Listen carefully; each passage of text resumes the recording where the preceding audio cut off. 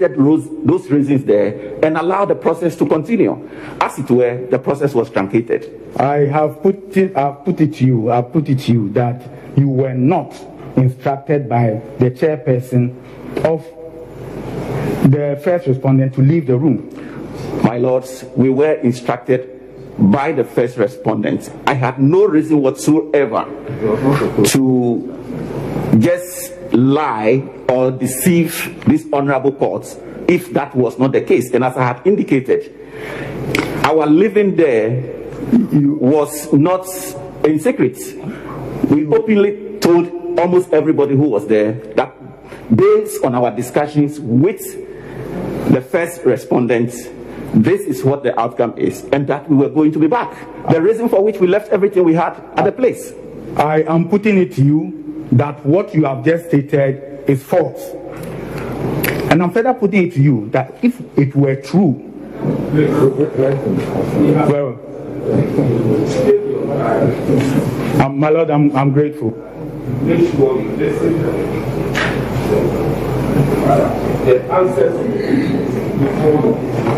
The question. Yeah. So allow the witness to answer the question.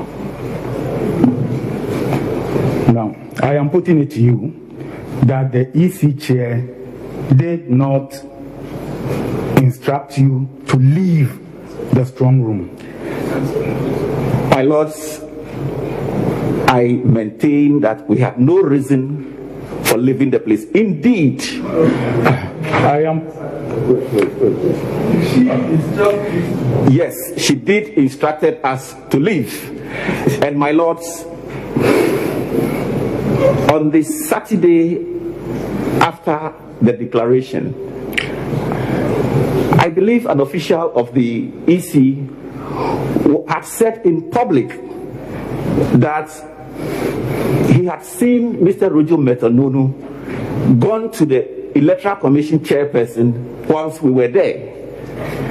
Of course, this official may not be privy to what they discussed, but I can say and maintain that it is on the basis of her instruction that we exited the place. I am further putting it to you that if what you were saying had any iota of truth, you would have provided at least one wee bit of corroborative evidence.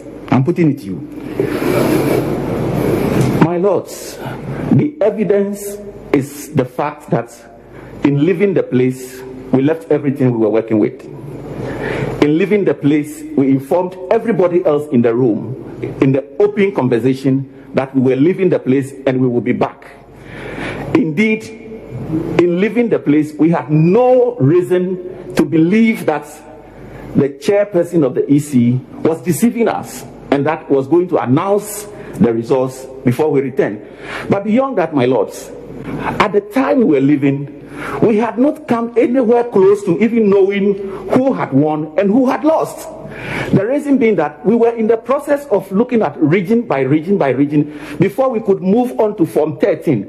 As it were, and as it is now, we have never been presented with Form 13. We have never seen Form 13. We have never had the opportunity to actually have all the candidates and their results listed on Form 13 for us to vet again. The entire process was truncated. We were there to make sure that we had this thing done to the end. The only reason we left was because the first respondent had asked us to do so, and we did so in good faith. We did so in good faith in the interest of our democracy. You see, on that day, you never spoke with the chair of the EC, did you? Yourself, you personally, never spoke with her. My lords, we were there working as a team. Please answer the question. I'm saying you. I, as an individual. Yes.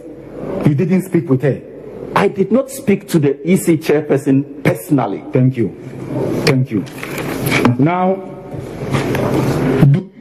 do you know why the forms had signed, or if you refuse to sign, indicate a reason? Do you know why?